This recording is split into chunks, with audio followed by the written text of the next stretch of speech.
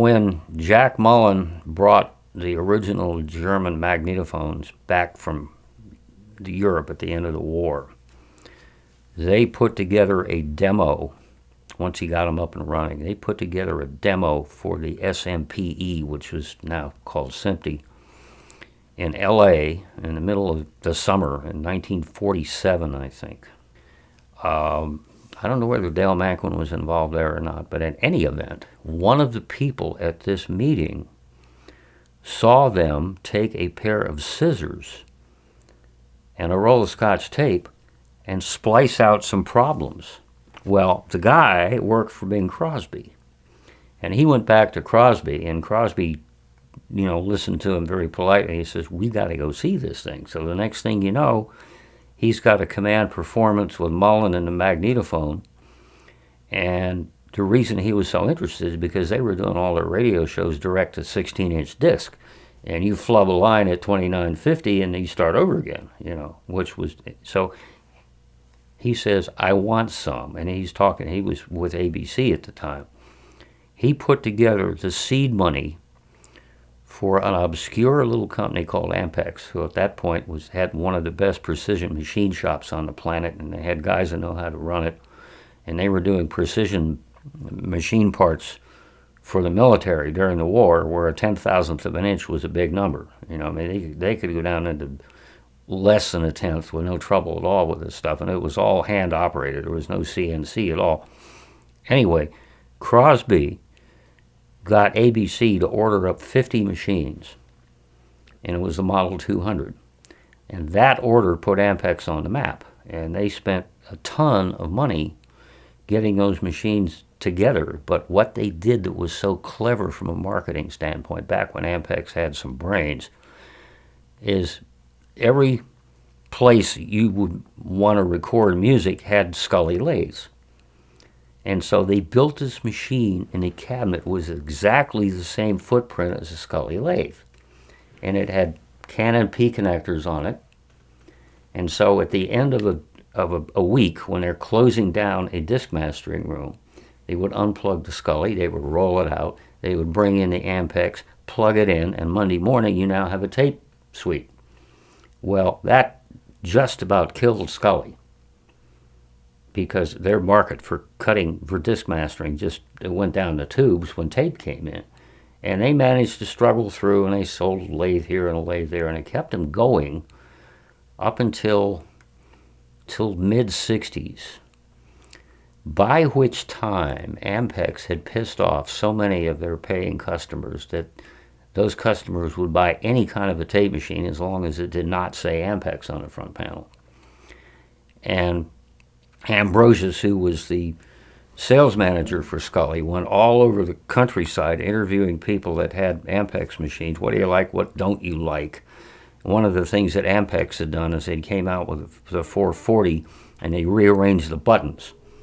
And the layout on the 350, it's rewind, fast forward, stop, and play. Well, play on the 440 is now the record button, or something ghastly. And the tape editors hated it. And the 440s had all kinds of other electrical problems. But anyway, he came up with the concept for the 280, which Scully sold a ton of. I had a big hand in it. Same button layout. They added automatic tape lifters. They added scrape idlers. They came up with a scheme for real tension, which didn't involve big hot resistors, which was nice. They're using auto transformers. And the electronics were sort of okay. Well, I was nominated, or elected, whatever, to be the Washington, D.C. service rep for Scully. Back in the mid-'60s, I was still in school.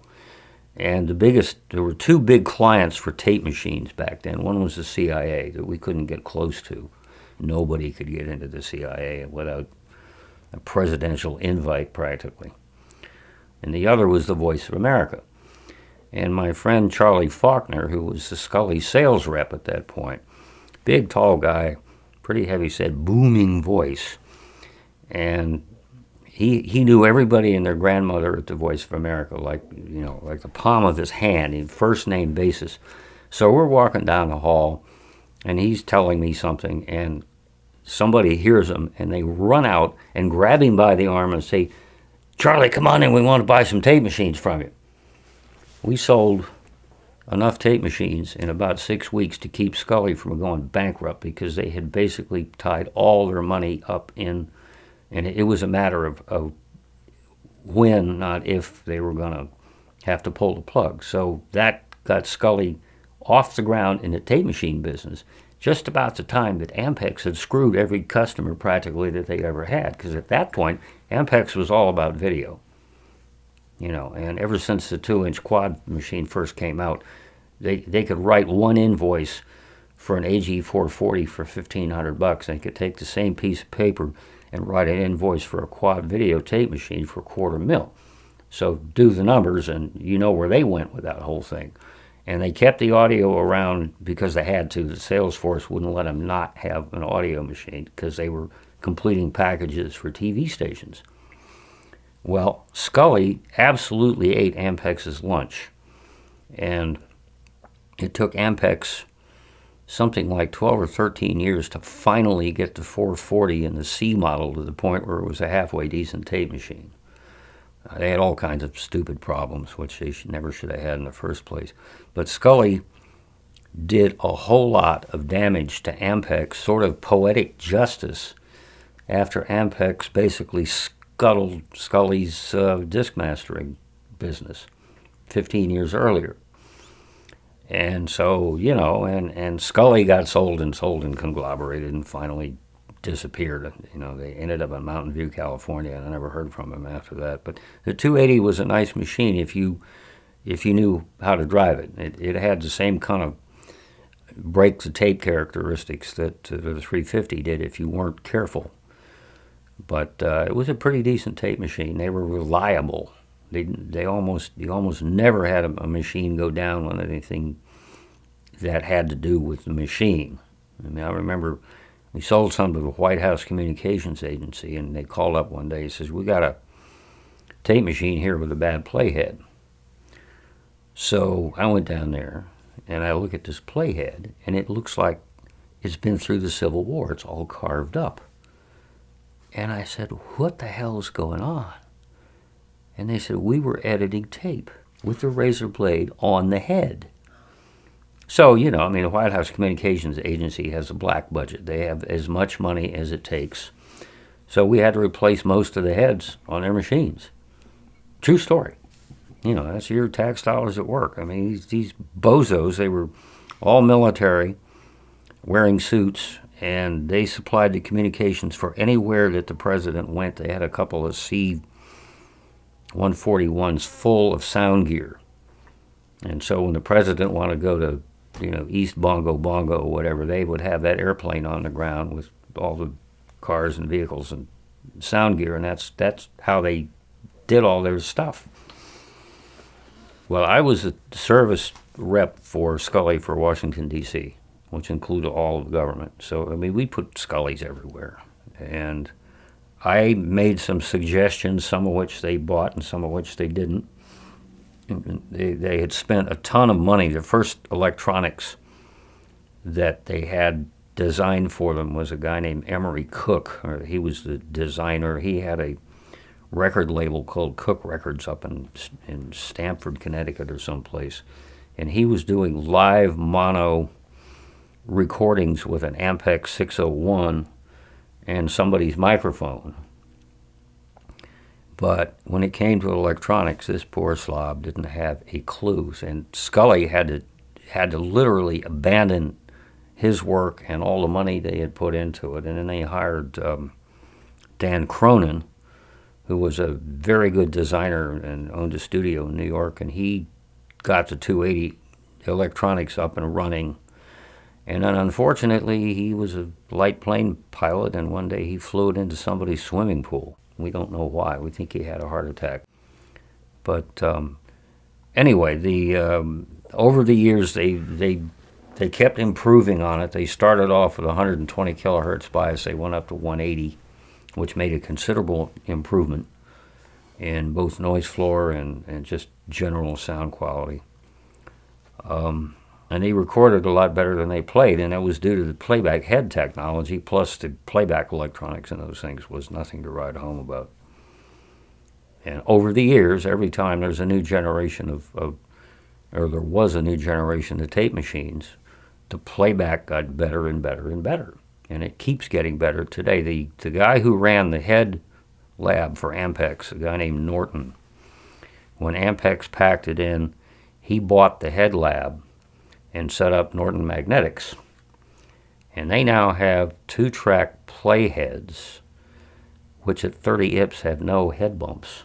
And it turns out, and he and Jay McKnight figured this out, that the math that was used to determine head bumps and how you contour the head, there was a problem with the math. There was something wrong with it. And when they fixed that, all of a sudden they were making playback heads that were dead flat to 30 hertz to 30 IPS. And we had one machine in the studio in Kansas that had those heads in it, and they were nothing but other than a work of art. It was amazing. What's your favorite tape machine? ATR 102. As far as I'm concerned, that's the finest tape machine anybody ever made. The 1/4 and 1/2 inch ATRs. Doug McClement had a 102 modified for 1 inch 2-track, and he says, "Forget Dolby, you don't need it." But he sold it. He couldn't get enough business to keep it. That is one brilliant machine. It was all CMOS, which was back in the early days of CMOS. Flutter was unmeasurable compared to anything else that was out there at the time, including the Studers, which were pretty darn good flutter-wise already. But the ATR was it, and the tape handling was wonderful. They had some quirky little things. The worst part about an ATR was the line amp out. They had this really weird output circuit that did not like to see long cables without oscillating. And Mike Spitz at ATR in York, Pennsylvania, he bought out the ATR product from Ampex. He came up with a new plug-and-play line amp card meter, the whole works. It goes into the same hole. They were making it up as they went along, and Ampex literally owned the world in magnetic recording for audio until the late 50s when the 2-inch quad machine came out. And that's a funny story. Ray Dolby was working for Ampex, and he was one of the design people on this 2-inch machine. And this 2-inch machine, plus all the racks, would take up the whole end of this room. Enormous. And, it took about 3 30-amp circuits just to get everything lit, and then you never turn it off. That was one of the things about tube-type videotape machines. Well, anyway, they got one of these things working as a prototype. They packed it up in its crates. They packed the engineering department up in their crates, and they shipped the whole thing to the NAB in Chicago in 1956. And they got it working. And the marketing department said, well, if you're lucky, you might sell 5 or 6 of these by 1960, which is 4 years later, right? They came back with 65 signed orders for $250,000 apiece. And that was the end of the audio. From then on, audio was a bastard child, and they made so many stupid mistakes that some MBA candidate at Harvard wrote a paper on how you take a perfectly good company and screw it up into oblivion. Guess what? Ampex. Anyway, so Scully ate Ampex's lunch, poetic justice. The 12-track they came up with was about the size of 3 dishwashers, which means lots of floor space. Well, in New York City, the bean counters wanted the smallest equipment they could get, which is why 3M did so well, because they had the smallest footprint of any tape machine out there. The 68 and the 64 before that. The 79 was the same footprint, but a terrible machine. But we had a 79 16-track at Nimbus, and it was a total disaster. It never, ever, from the time you turn on the power to the time you turn it off, you always had some erase on the erase head, and you always had some bias on the record head. And I remember Bob Ezrin did this big mother multi-track. We were locking up a pair of 16 tracks with somebody's synchronizer back then. And he had the brains to make copies of the masters and put them in a vault somewhere here. And then he took these tapes all over the world, overdubbing this and that and whatnot. And he gets back to the studio, and they put the tapes up, and they hadn't really been paying attention to the bed tracks. There's no high end left on the bed tracks because the machines had wiped it. Well, it turned out that he had the safeties, which were a generation down, but that's what they did the album with, and I remember that album went platinum. I forget who the hell was the group. This was mid-'70s, because I was at Nimbus through '79, and then I had to bail. But anyway, I mean, it was this horror story, and that machine just had the 2-inch machines had tape guidance problems coming out of their ears, and just very poorly done. They lost the formula, but the original 3Ms were wonderful.